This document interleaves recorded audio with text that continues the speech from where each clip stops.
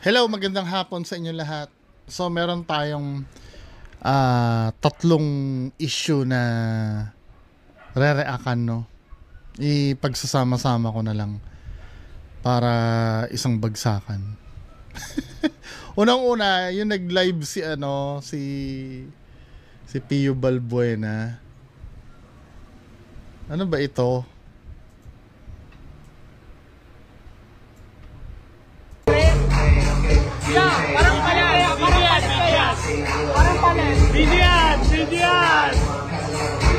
Damn, bro. Yeah. Fuck you, TCP. Pogi ka pala sa personal. Talaga. Talagang minatag na kasusi ka, pare. Talaga. Parang si YB. To be fair, gusto ko yung blue na cup niya na yun. Diba? Pag may nagbenta sa akin ng mura lang na ito, bibili ako niyan. Mga siguro 500, ganyan. Gusto ko yung tambay na yan, yung blue na yan. Yan lang yung pinaka nagustuhan kong design ng tambay niya. Pogi may dating. Talaga. Talaga. YB Pio. Talaga. YB Pio. Fuck you, TCP. YB Pio. Kami na, walang talabino. Walang tagos, pare. Mukhang tanga. Wala ka. Mukha kang matalino pero wala ka, bobo ka, bobo. Wala daw tagos. Pero nakailang post siya no. Hanggang umaga, iyak ng iyak. Yan, hindi pa lang ito sa malayo. Thank you, pare, thank you. Hindi gago ka ni mga gago. Wala, bobo yun. Puta mo No na. comment sa gago, no? Bobo yun, bobo. Mga bobo. Mukhang lasing na siya dito. Bobo. Mga gago. Thank you, pare. Mga gago, bobo ka. Tangin na Hindi galing sa kanya ako, galing sa akin, bobo ka.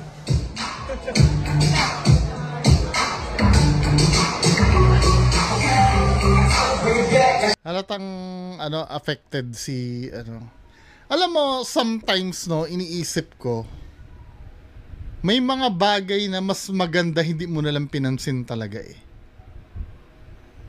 'Di ba? Kasi parang sa itsura mo dito, the more na sinasabi mo na wala, hindi halatang tinablan ka eh. Doon sa sinabi eh. Kaya kahit pasabihin mo na let's say tanggapin natin na walang kwenta yung sinabi ni TPC. Sabihin na natin ganun. Wala eh, nakita yung epekto sa iyo men eh.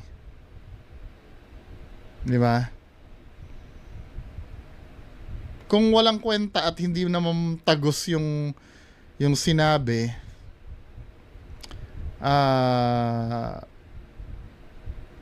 kung hindi naman affected, sana pinalampas mo na lang. Mahihirapan ka niya i-damage control eh. Ang laking damage ang naidulot sa'yo nito eh. Dahil alam mo, kung talagang wala lang sa'yo, kung hindi mo pinansin yan, hindi naman magva-viral yan eh, kung hindi mo sinagot. Kung hindi mo siya sinagot na ayaw ko ng tambay cup, wala lang, o edi ayaw, tiwag. 'Di ba? Kung hindi mo rin lang alam ang isasagot mo, sana hindi ka na nagsalita. Or sagutin mo yung argumento ng maayos. Yung sasabihin mo, well, ganyan talaga ang tingin ni TPC, wala naman akong magagawa kay Sir TPC. Pero ang sa akin lang, ganito. Tapos, pero yung nagmumura ka nito na ganyan men, wala eh. Talagang ibig sabihin na apektuhan ka ng lubusan. Makaka-copyright ako nito ah.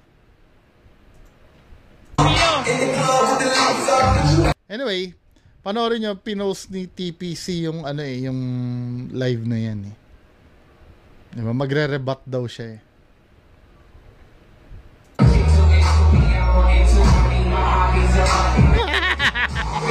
Ang ina mo, TCP. TCP pa oh. Tang ina mo, TPC, sabihin mo yan sa harap ko ha. Love you, pare. Love you, pare. Love you, pare. Love you, pare. Tang ina mo, TPC, sabihin mo sa harap ko yan ha. Sabihin mo sa harap ko yan, putang ina mo. Kung matapang ka talaga, sabihin mo sa harap ko yan. Putang ina nyo. Galit na galit siya, no? Anyway, let's move, no? May pinapareact sa akin na ano na ni-repost ni Pio na nag-i-explain doon sa Tambay ka. Pero nung napanood ko, wala din bearing eh. Same sila ng depensa ni Pio. Kumbaga, nilalayo nila doon sa main issue. Ang pinag-uusapan kasi literal na meaning ng tambay. Then napunta na daw sa ginagamit ang tambay, etc. etc. Hindi ko na binigyan ng ano. Proceed tayo doon sa next na lang na issue. No? So, ito marami din nagpasa sa akin nito, no? Yung sa fire extinguisher yata to. Naalala ko to kasi naging dealer din kami ng LPG eh. Naalala ko to, ito nasa comment section. Yang tipas na yan, twist, pull, aim, squeeze, sweep. Pag gaganyan-ganyanin mo yung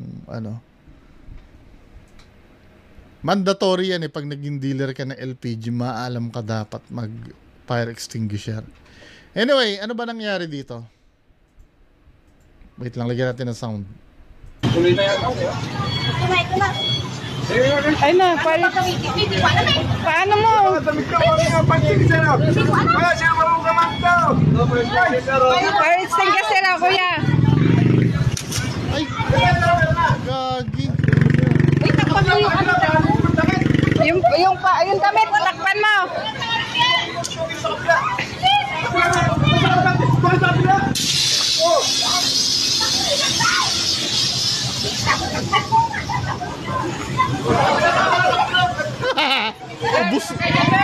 Ubus na yung men. Takpan mo. Dali mo sa gilid ka. Abang kayo dyan! Wala na. Hindi ko nga po alam eh. Oh, hindi marunong.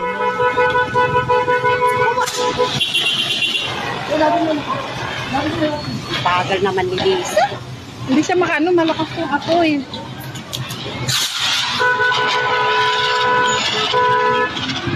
Yung ano, damita. Ano naman, natakpan mo na, wala na.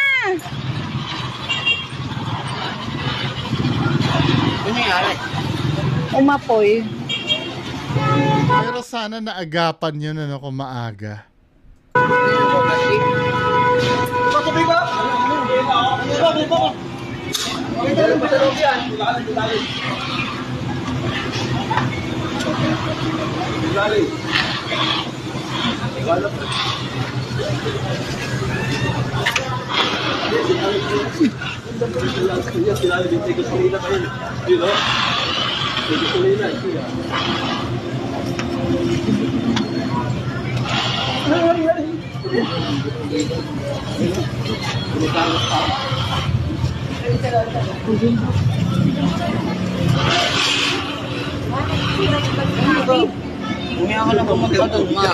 Nano ka mamaya?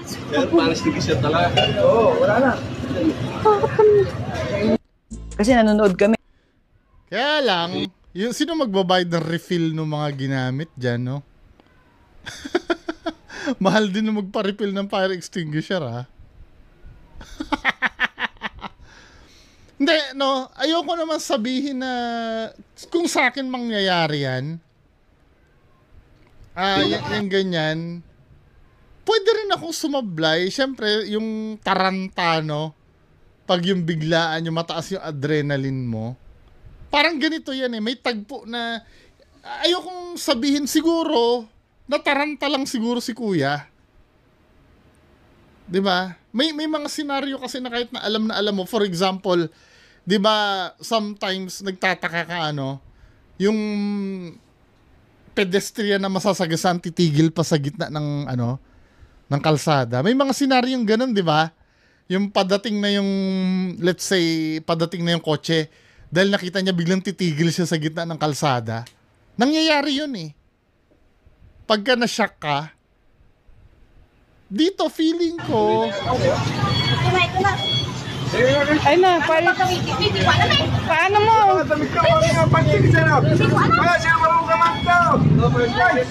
Fire extinguisher ako, kuya.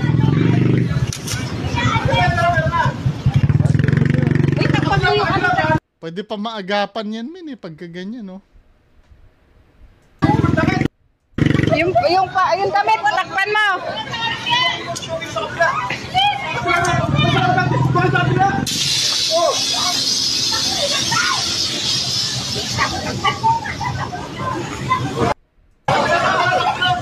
Nataranta yan si kuya. Nataranta to.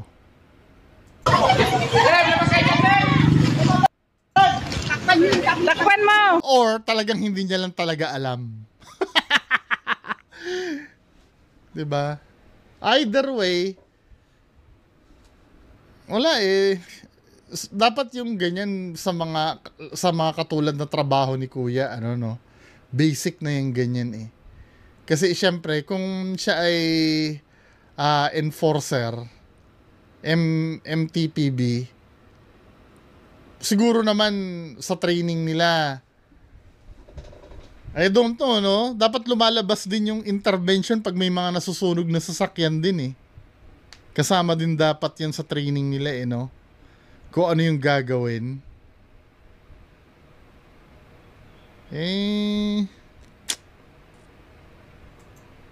Sabi dito, ayan kasi mainit pa yung pera, inilagay agad sa loob. Hayan, nag-apoy tuloy. Manong pinalamig muna bago ipasok. MTPB, wag kayong kukuha ng tambay, kita nyo. Walang kaalam-alam, hindi nyo maipagmamalaki yan kahit sa emergency. Mapapahiya lang kayo dyan sa tao nyo. Pangungutong lang talaga ang alam nyan. So, meaning, palakasan yung ano? Yung pag-hire dyan. Sa bagay, hindi na ako magtataka, ano? Palakasan yung pag-hire, lalo na sa munisipyo din, eh, no? Wala, eh. Culture natin yun, eh. Pero kahit sabihin mo kahit palakasan, siguro naman, bago isugo mo yan sa, ano, kahit pa paano may alam naman dapat, di ba? Nakakahiya naman ito.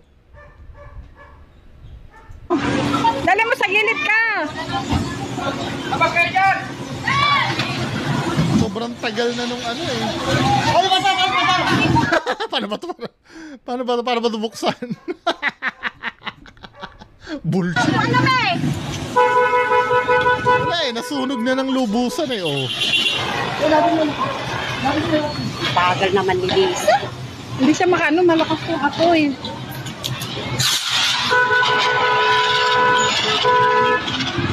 Yung ano, damita. Ano naman, natakpan mo na, wala na. Kaya lang, ang problem niyan, ano, yung magre-refill ng mga nagastos na fire extinguisher, di ba? Merong ano eh, may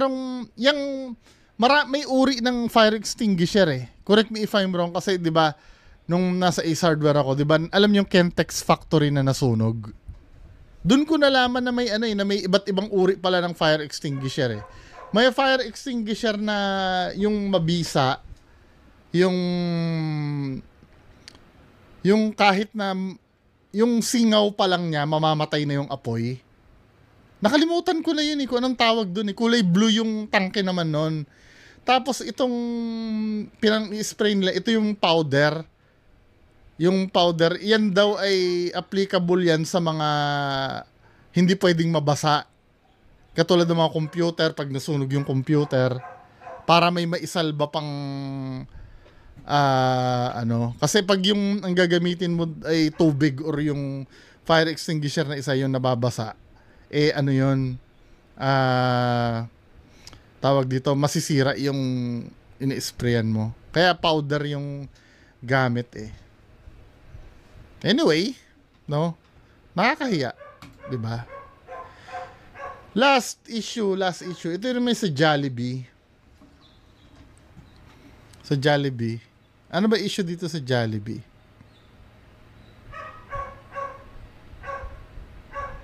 Basahin natin.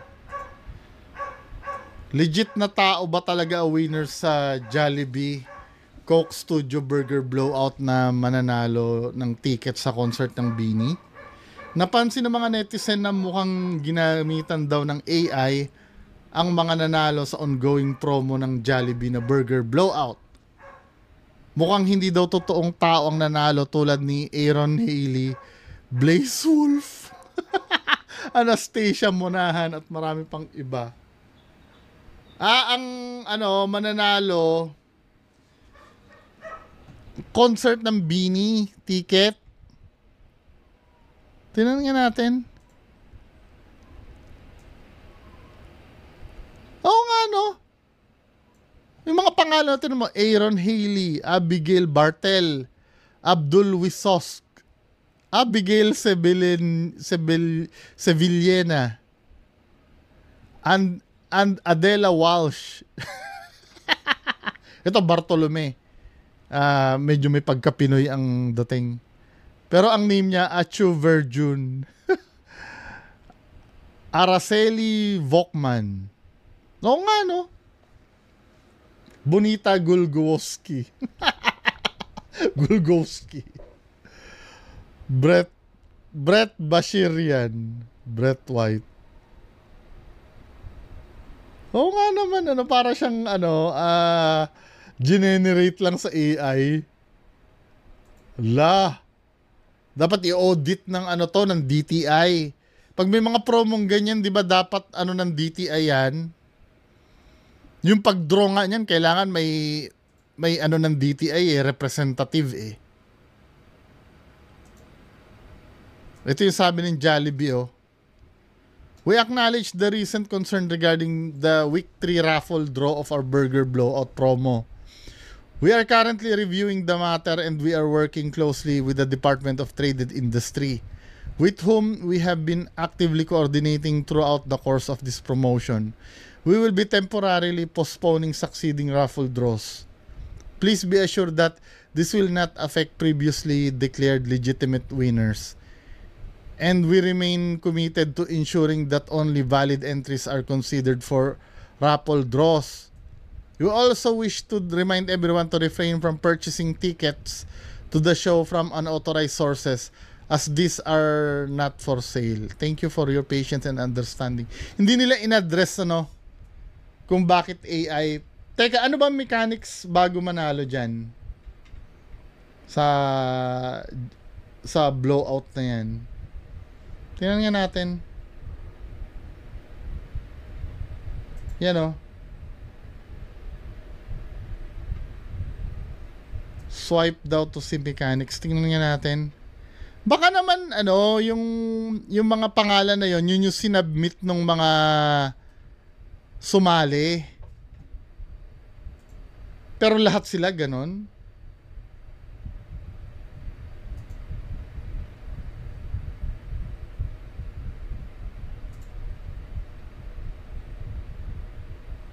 Nakalagay, input your ticket code, select your seats, and finish the process to receive your e-tickets.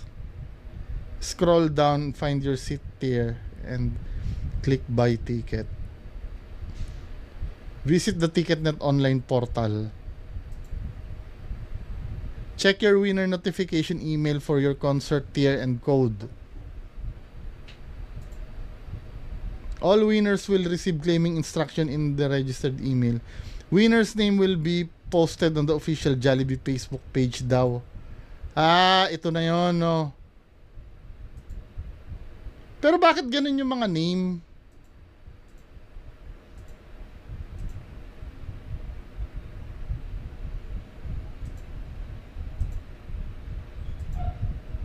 Ano yun? In-encode ng mga nag-entry na ganun yung pangalan nila? Bullshit naman yun.